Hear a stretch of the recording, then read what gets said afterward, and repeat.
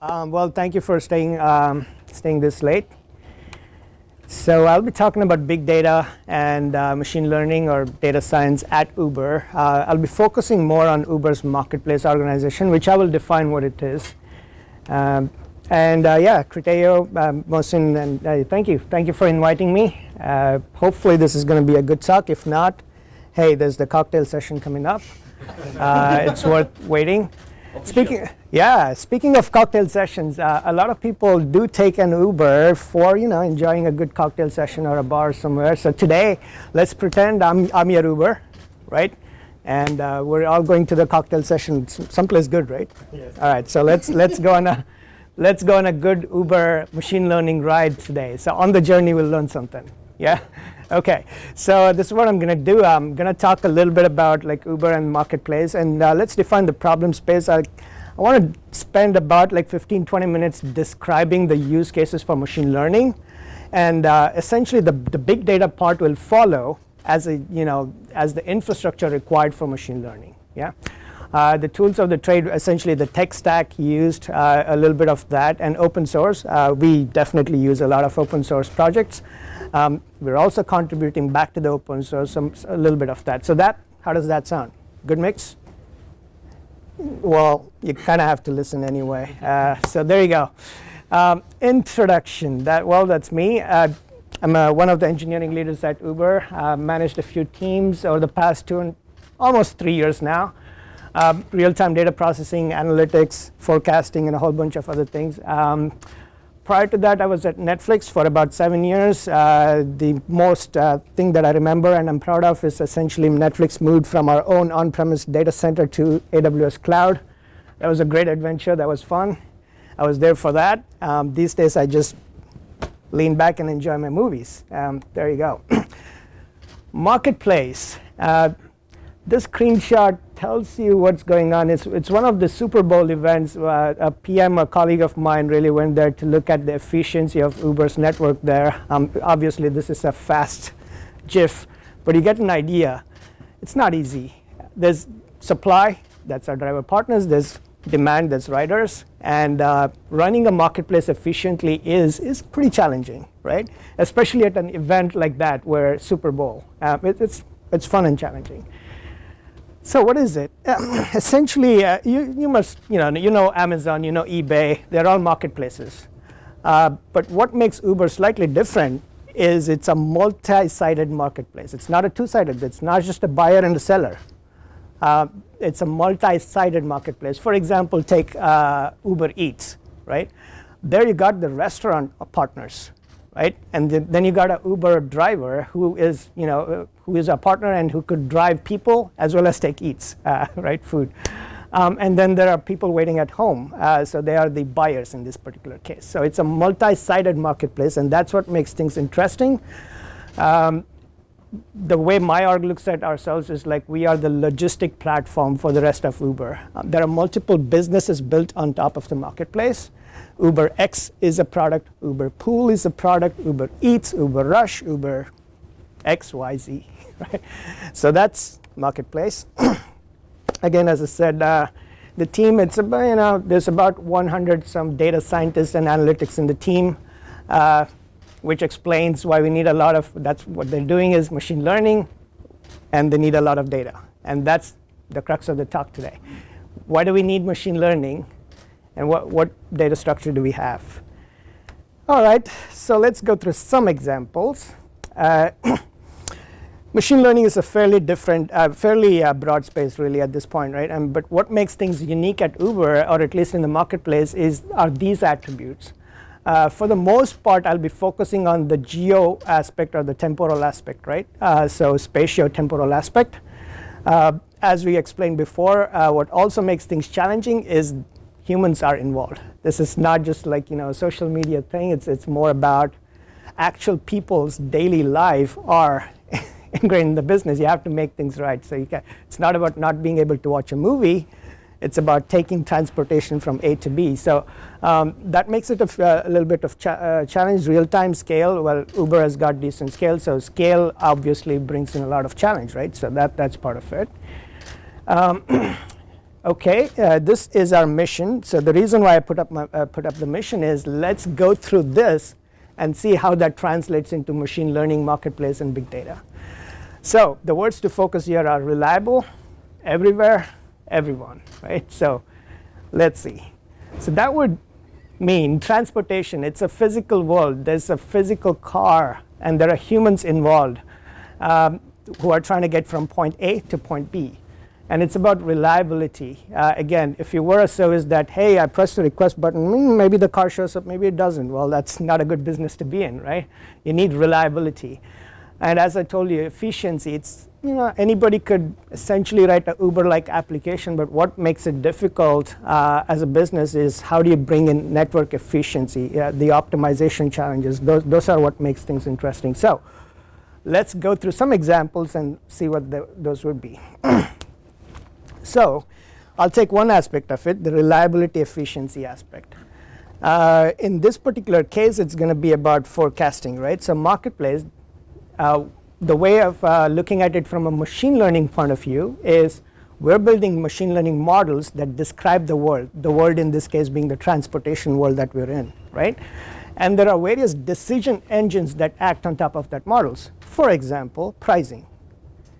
What should be the price when you want to take an Uber ride from point A to point B, right? Incentives, promotions. These are all decision engines. There are multiple decision engines within the marketplace that we've built models for. So that's an example. We'll walk through a couple of them. The two examples would be forecasting. Forecasting is time series prediction, right? We'll see why forecasting is useful, and we'll go through some examples there. And dispatch, well, that is the bread and butter of Uber, right? Which is when you press a request button, a car has to be dispatched to you. Again, machine learning is involved there, and we'll go through some of the examples. So again, as I mentioned before, it's the way to describe this would be spatial temporal forecasting at variable resolution of time and space. By space, what I mean is like we want to do forecasting prediction of supply and demand to as fine-grained a spatial thing as 2 city blocks or cities, right? So the prediction, the spatial granularity makes it pretty interesting. But before we go to forecasting, there used to be a time, even when I joined Uber, that it was a very reactive sort of marketplace that we had. This is what comes to mind, right? Well, now I got the obligatory cat picture in there. There would be a lot of different challenges. Well, there's undersupply there, is over demand here, there's a problem over here, the ETAs are too slow over there. So you keep getting in and trying to fix the situation in a number of different ways, right? But it's reactive. It's very reactive. And that's not a way to run an marketplace organization efficiently. Our goal is now, obviously, is to run our marketplace levels that are future aware so that we know what's coming up. If we knew that the demand in Palo Alto, in Bryant Street is going to be X, Y, and Z, we can prepare for that ahead of time. We've got multiple levers to apply, right?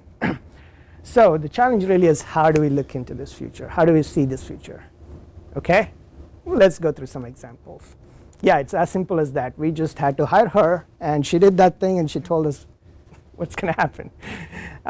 So let's look at forecast. Yeah, the things that we want to forecast are supply, demand, and a few other quantities. Supply for us are the availability of cars with driver partners in them that are willing and online to take an Uber ride. Demand are people like you and me, right, that want to take a ride. So that's an example. So that's a supply demand. And as I said, it's all about space. We go as granular as those hexagons tell you, a couple of city blocks to city levels. And it's about time, as in what's the forecast going to be 5 minutes from now, 15 minutes from now, 30 minutes from now, a week from now, a year from now, right? So that's the time granularity. So essentially, it boils down to time series prediction. So you've got observed time, which is the historical part of it, and you, as a machine learning scientist / engineer, have to predict what's going to happen next. Yeah? Okay, there we go. This is how we do it. So we got historical data, and we got real-time data in the last n minutes. And at this point, we're doing millions of predictions of various different kinds every given minute. Yeah. So focus on that part. That's the reason why I want us to focus on that part is whatever we're building in the marketplace, we need real-time data. That's the point there. We need real-time data for our forecasting serving models. We obviously need historical data. Again, you have to learn from what has happened in the past few weeks to a year. So why forecasting? What are you going to do? What if I were to tell you that the demand is going to be X and the supply is going to be Y? What exactly are you going to do about it, right? Let's take one example. Airports. Most of you have been to the airport. As you get off of the airport, you will see a nice, wonderful line for those yellow cabs there. They're first-class citizens in an airport. Not so with Uber and Lyft, right? We get pushed into, that's a San Francisco airport lot, which is off of two exits outside of the airport, right? So our driver partners, as in that particular person's case, has got no idea when the next request is going to come in, right? If you are a driver of the cab, number 2 here, you know exactly when that's going to happen. A stream of people are walking in. Right after the first car is gone, you're next. Not so for Uber drivers, right? So what can we do? What can we do? Well, the answer is ETR, estimated time to request. If we were to tell our driver partners, hey, cool, now that you've dropped somebody off at the airport, we estimate that your next request is going to take 15 to 20 minutes, right? Now the driver can make a decision. Here's why it's interesting for the driver. Most of the airport rides are longer rides. So the drivers are incentivized to take longer rides, right? And you could may see a trade-off. Should I stay here? Should I head back to the city, right? You can make that trade-off. So that's an example of forecasting. And talking about machine learning models, you need signals. You need features for your models, right? Some of the examples of the feature are we can get exogenous data from some of our partners, like for example, flight arrival times are good indications, good signals. When people like you and me get off of a plane, we open the Uber app, that's a signal, right? It's very likely, obviously, most people open Uber app only to get a Uber ride, right? So that's a good signal. So we combine many features of this kind, and then we could use that in our forecasting model to see what the ETR, or estimated time to request, would be. Right? So let's ask a very simple question of forecasting. It's about, I'm going to guess, 55 degrees outside. Now, what's it going to be a minute from now? 54?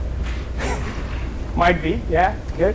The point here is that it's easy to forecast what's going to happen in the short-term time horizon. All you need is what we call as LCOF, right? Last observation carried forward. Right, that's all you need. But as you could start off with a naive model that is just simply last observation carried forward. You could get a bit more sophisticated. You could go back a few in time, use things like Kalman filters to figure out what the next set of, or you could start with ARIMA, which is a pretty basic time series forecasting model. But obviously, we need to get more and more sophisticated as time goes by. So we add more data. Why do we need this? Because what if you observed the last week and it was an anomaly? What if it was a Super Bowl week, right? So obviously the demand and supply characteristics were different. So you have to keep going back in time, right? So that's what we do. Well, what if it was raining? What if there was a concert? So all of these are shocks to the system that you have to incorporate in your model, right? So that's what's happening. In our case, what we've done is we built a neural network. It's an ensemble model. How many of you are data scientists / machine learning specialists?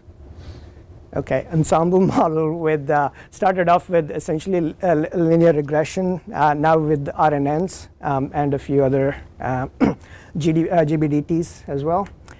So when there are events, what we do is we get external data, we look at our historical data, we build models to then infer what a forecast would be for any given geolocation. All right, and then there's the question of space, right? Again, we want to predict at the level of granularity of a hexagon, right? So it's not about just saying San Francisco is going to have this demand. We want to know exactly where in San Francisco, right? So there's the spatial aggregation challenge over there. The other challenges are we are operative in about 400 plus cities. Can we really scale? Because we have to build models on a per city basis, because what's true in San Francisco in terms of its patterns and behaviors may not be true in Bangalore, India, right? So can we really scale? Because that would mean a lot of different models. Yeah, so that's the place where we are in right now. And for us to know whether, so when we talk about forecasting, as we said with LCOF, or last observation carried forward, you said it could be 54. How do you know, right? And what's the error there? And you got to know, like, how sophisticated should we build this machine learning model? At some point, the return on investment tapers off, right? So it's about prediction accuracy. In our case, we use WMAPE, which stands for weighted adjusted mean percentage error. Right, so you just got to add these features into your model and see what the WMAPE or any other error characteristics would be. So in our case, we keep looking at, okay, what's this noise? Could we add more features here? Look at residuals, figure out how to deal with the residuals. Okay, so what we did this far is we described the marketplace. We want it to not be reactive. Remember the cat? We don't want to be reactive. We want to go to the predictive world. Why? Because we could apply this knowledge prediction to fix the marketplace by getting better at, like, dispatch, etc. Right? Okay.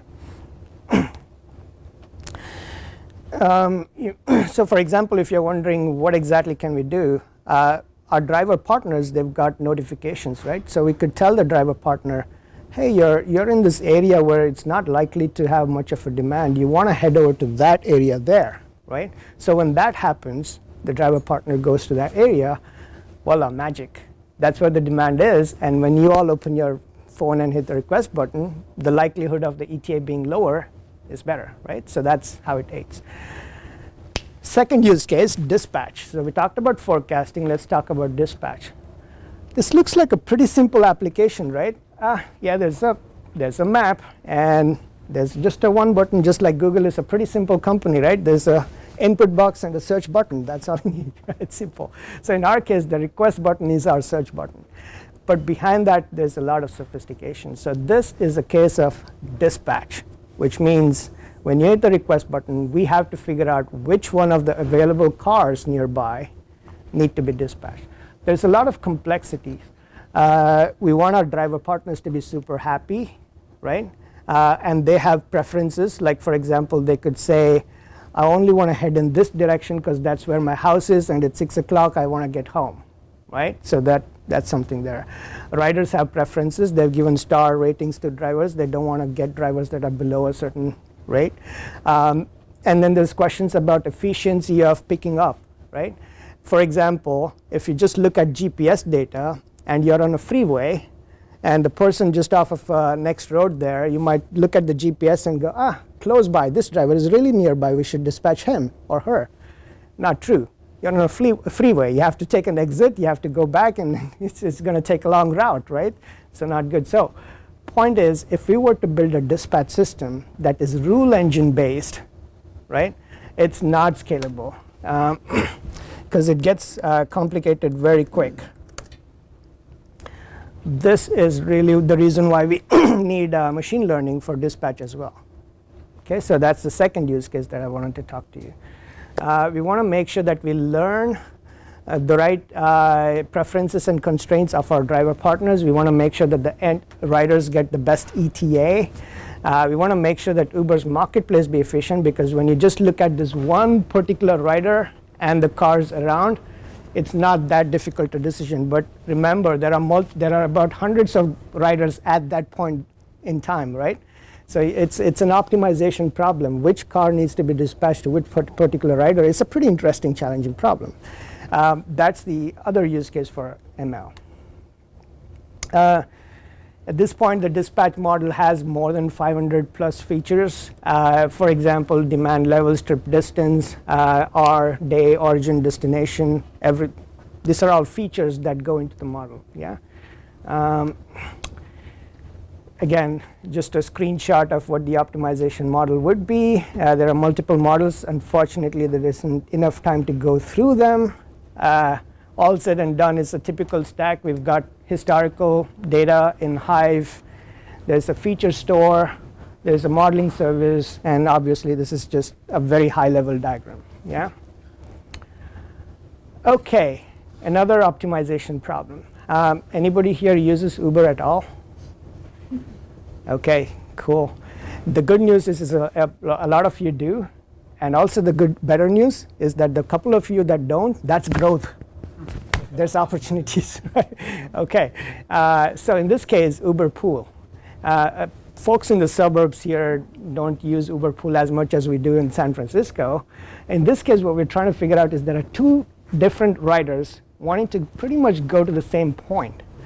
There is an optimization choice here, right? So you could club, if you were to use Uber Pool, now you could collate those two riders into one single car and use the Uber Pool product. So we could recommend that to these two riders. Yeah. So based on that, what we figured out, lights.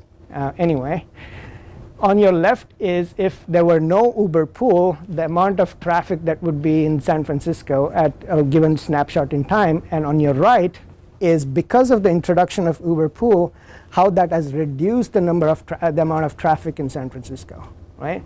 Unfortunately, the slides don't show well with the lights here, but it's significant.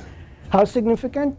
Well, in about 7 months in the last year, we estimate that it saved us 312 million miles of driving time, right? We also estimate that it saved 6.2 million gallons of fuel, prevents emission, et cetera, et cetera. So why do I put up this slide? Because, well, it's one thing to think about technology and business and money. Sometimes good to be a little bit altruistic. Yeah. So while we're making money, it's also good for the planet, and that's something you could take to bed. All right. So what we did now was we described the marketplace, and we described a couple of examples of where machine learning is useful. For the data scientists and anybody else in the room that are interested in that domain, you know that your algorithms are good, machine learning models are good, but they're nothing unless you have really large amount of data. The more data that you have, the better off your models are, right? So let's talk about that. What is big data? In this case, it's London. As you can see, there's a lot of traffic. A data scientist in the marketplace, the usual flow is the first step is about preparation. OK, what is the business challenge that I have to fix? Yeah? And what do I need? What sort of data do I need? How do I visualize it? How do I explore? What are the features that would make sense for that business? So that is the first step. And I know there are 4 different boxes here, but correct me if I'm wrong, the two of you. 80% of the work, I'm told, of a data scientist goes in this stage. Is that accurate? 60? 60, 40? OK. The point is the data there's a lot of data. We all have petabytes and terabytes of data. You got to analyze, explore, and look at the data. In our case, for example, feature selection, transformation, data munging, data visualization, we need to have the right tools built for that. Yeah. So let's take one example. In case of feature selection, these are trips originating in San Francisco. The blue dots are the origination, and the yellow ones are the destination, right? OK. So the point I'm trying to make here is about data visualization and in the area of feature selection. OK. So if you just look at this slide, there's nothing you can say, oh, yeah, OK, yeah, there's a lot of pickups and drop-offs. OK, cool. But if you were to zero in on a particular location for origination, which is our headquarters where I work, you could see that that's the pattern of pickup. That's the pattern of trips from that origin, right? OK, now so what? All right, so how about if we look at this differently on weekdays versus weekends? Is there a pattern to be recognized there? Oh yeah, sure. On weekday evenings, there's a lot of us, engineers commuting from the peninsula to San Francisco and back, right? So why is this important? Remember in the forecasting model earlier, I described that there are multiple models that become an ensemble, and you got to figure out what model works for which purpose. Here it gives you an idea that maybe you have to treat weekdays different from weekends. So day of the week, time of the hour, these are all features that you could think of as possible inputs to your model. Make sense? So we need to build data exploration tools and feature tools.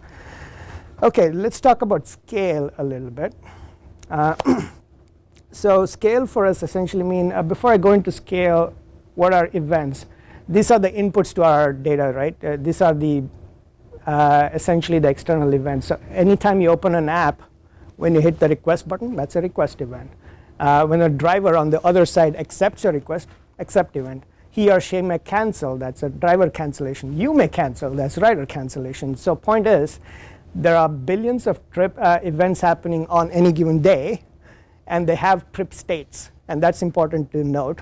There are trip states, which means we need stateful processing. So in this case, a pool driver will pick up passenger A, drops passenger B off, go off to another location. So there are trip states involved in many of the products that we have. And the scale is, as I said, more than 400 cities, so billions of events per day. The dimensions for the big data OLAP-like systems are, in our case, vehicle types is one dimension, Uber X, Uber Black, SUV, XL, pool, geospace, time. These are first-class dimensions for us in terms of OLAP. If you notice the globe there, it's curiously covered in a hexagon-like structure. That's interesting to note. Why?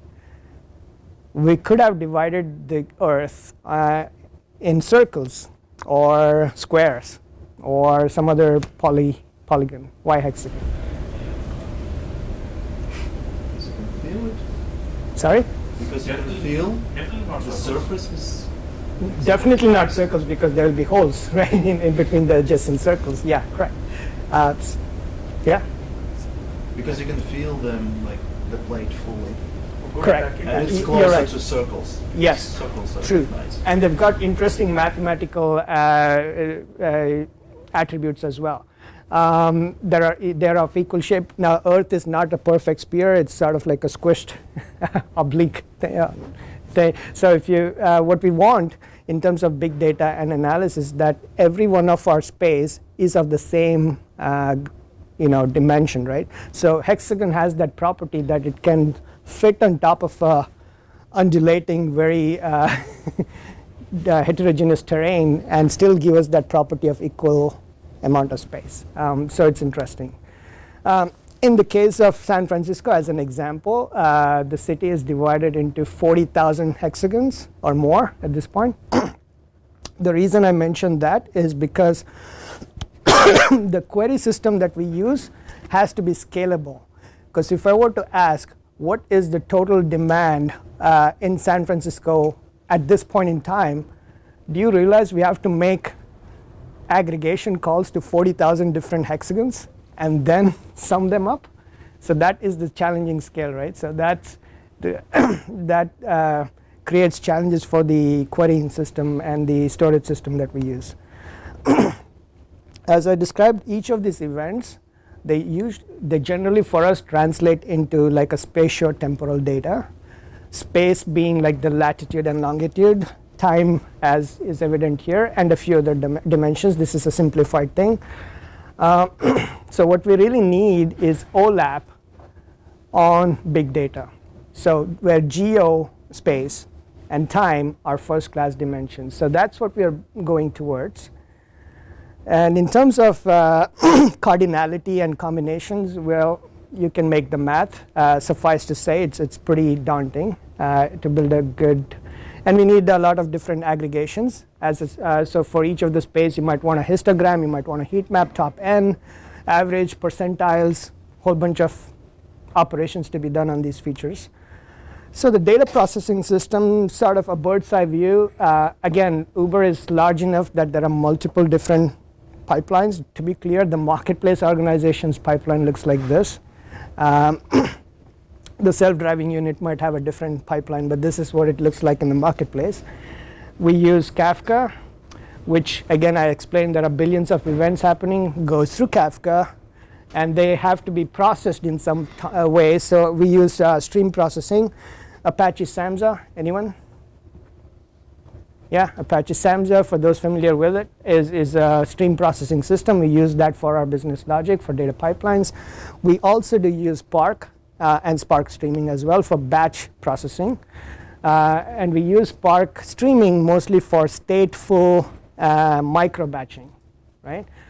All right, so our storage choice in the marketplace is mostly Elasticsearch, and I'll explain why, and HDFS, and Redis for lookup key value stores, right? On top of that, we do need post-processing. By post-processing, I meant, like, for example, if you want to run a Kalman filter smoothing operation on a set of hexagons, that's post-processing. So there's that. And the reason why we had to come up with our own query layer, which we built in-house, is because of the heterogeneous data source that we have, and we have to build a plan to make sure that we could query these different sources. Now, at the time, Presto wasn't around. This is 2 years ago when we first designed this.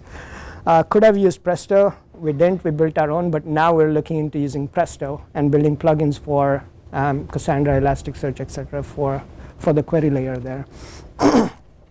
So, in terms of like the workflow, the slide flow here, marketplace, machine learning use cases, forecasting, dispatch, they need big data. But before you get to machine learning and big data, you need feature exploration. Before you do features, you need to understand, you have to issue a lot of OLAP-like queries. And this is the data processing system that allows us to do the OLAP-like queries. Kafka, I guess at this point it's a moot slide. Everyone uses Kafka. Is there somebody that does not use Kafka? All right, okay. I don't need to talk much about it. But Samza is an interesting choice.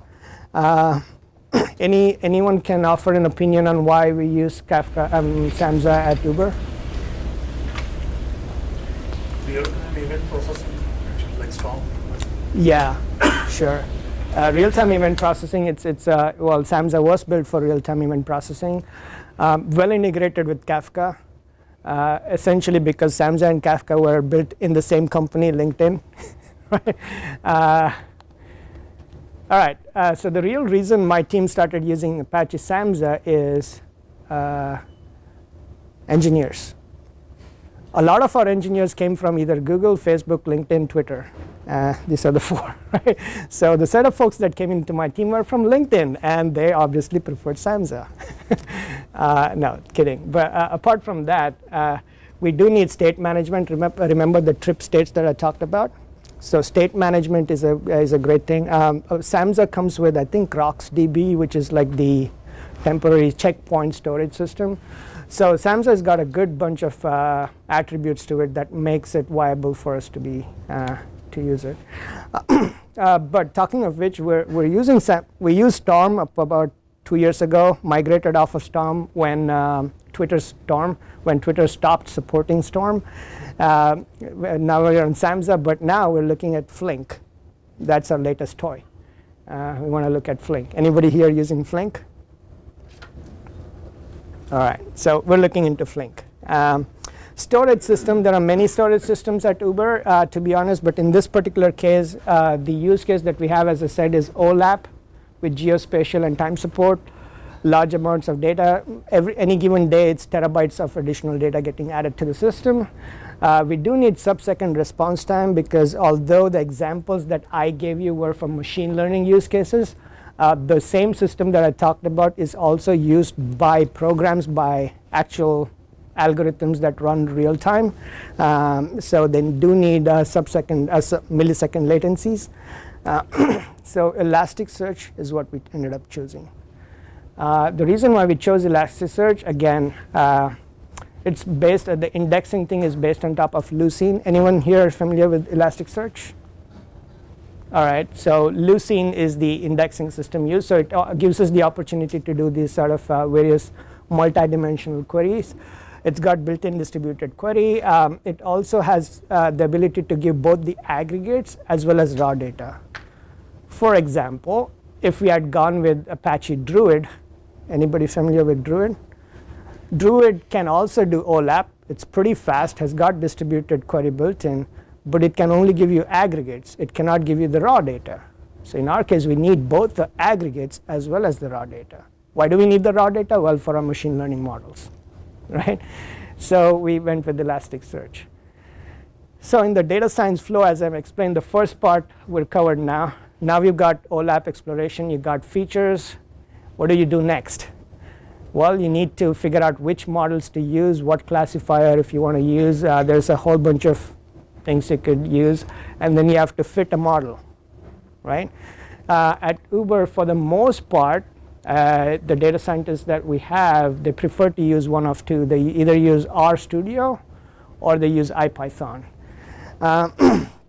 So what we did at Uber is that we came up with a project called as Data Science Workbench, which allows our data scientists to either spin off a session of either before I keep talking, IPython, what's the familiarity here? You use it? Jupyter, that's what it's called. R is another data science language. So the data scientists use either IPython or R to fit the models. So that's the stage that they do. As I explained, we've got Data Science Workbench and a few other tools that allow them to issue queries of different kinds, visualize the data, right? So again, it's all about understanding and visually understanding the data to understand which features to go after. And there's a lot of analysis that you could do. As you see in this particular case, we're running a simple logistic regression there in a Jupyter notebook. So this is what a data scientist's life would look like if you were part of Uber's marketplace. And then obviously there's the serving layer, because what do you do with a model? You have to use the model in order to infer something, in order to come up with an insight or serve predictions. So that's what happens in the last stage over there. So does that make sense? Machine learning, use cases, need big data. Big data needs OLAP. OLAP has got a system. Data scientists then take that, and they've got their own workflow. This is what it is. And obviously, all of this, there's a whole bunch of machine learning efforts within the marketplace org, as well as other orgs within Uber. We do have a service that is centrally managed called Machine Learning as a Service. As you can see, it's got a whole bunch of built-in algorithms. So most people at Uber could just simply, if you know where to get your data from, you could easily build models. We do use open source technologies a lot. I did mention quite a few here. Samza, for these reasons, Spark Streaming, Elasticsearch, Jupyter, R. We're looking into Flink. This is by no means exhaustive, but a representation of the examples that I went through today. We do use Hive, Presto, a whole bunch of others. At this point, I would be willing to say that if there was anything invented, Uber is using it for the most part. Okay, so that's about us taking from the open source community and using it. But in the interest of being altruistic and giving back to the community, we've got a few as well. For those interested, you could go to uber.github.io. And there's a whole bunch of projects there for data processing, for data visualization, for machine learning, TensorFlow, etc. For example, there is a language called Pyro that one of our teams built. It's open sourced. That's called Pyro. For those that are interested in deep learning, there's a layer above TensorFlow that was built. It's called Horowad. That's open sourced as well. For those that are interested in streaming analytics, the system that I described earlier with Samza, we built a wrapper on top of it. It's called Athena X. It's also open sourced. Hoodie is an interesting one for those that have data on HDFS and want to do incremental updates. If you want to know more about it, go talk to Abhi over there in the last row. If you're interested in visualization of data, 3D visualization of data, there's this framework called DeckGL. Lets you do browser-based 3D visualization of data. And obviously, Marketplace is not the glamorous part of Uber. Self-driving is. So this is a screenshot from one of our self-driving teams, the teams that work in the self-driving unit. It's based on, and the same open source framework that I just talked about is the one that is used to visualize the data that the self-driving unit has.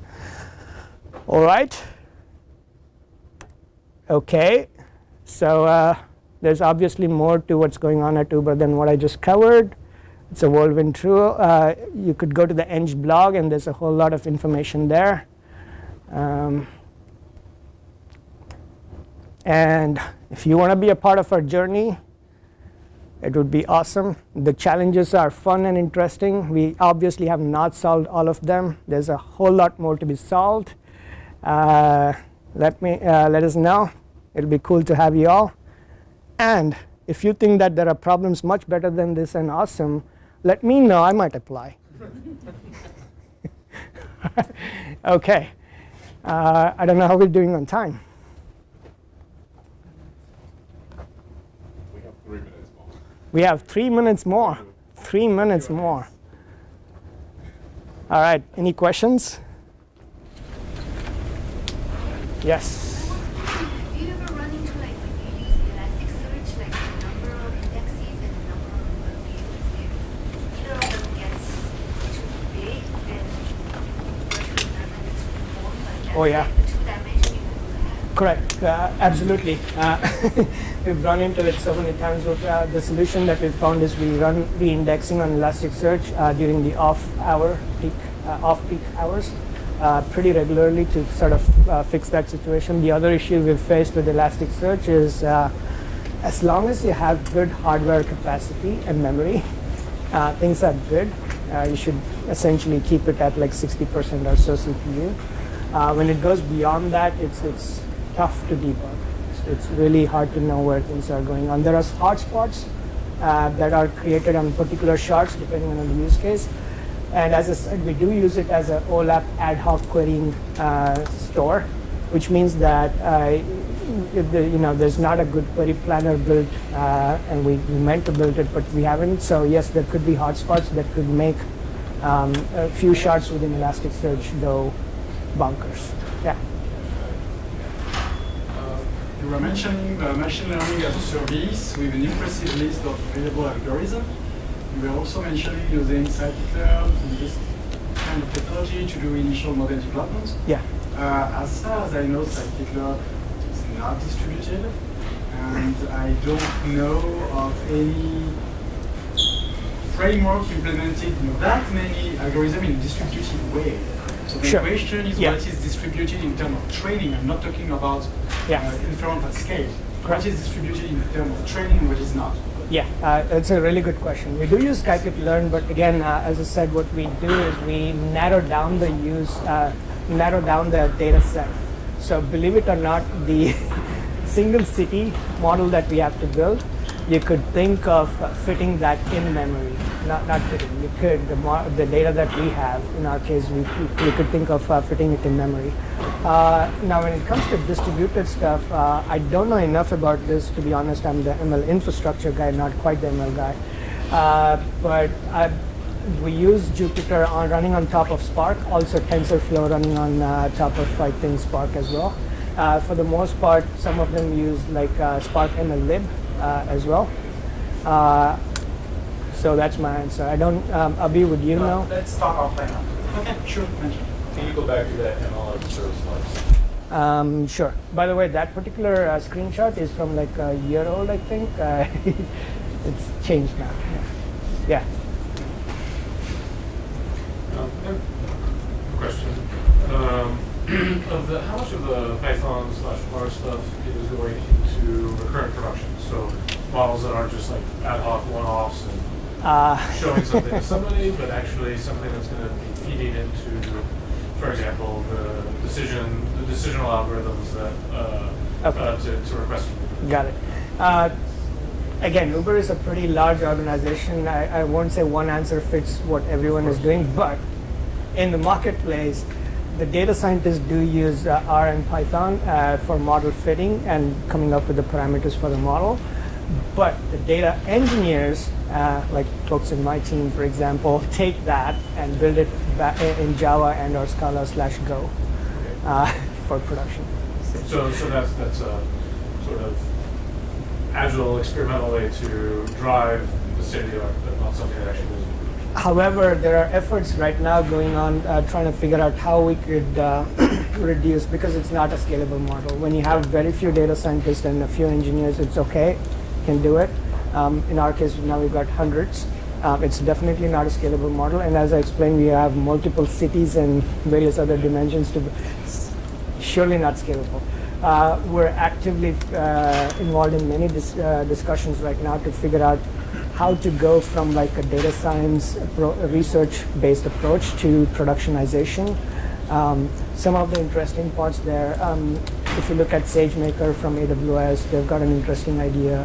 There are actually Python translators into Scala that currently take models that are built that run into Spark.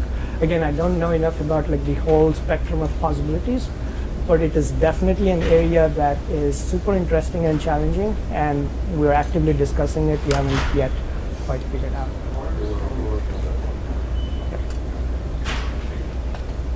All right, cocktail time. Thank you for letting me be your Uber.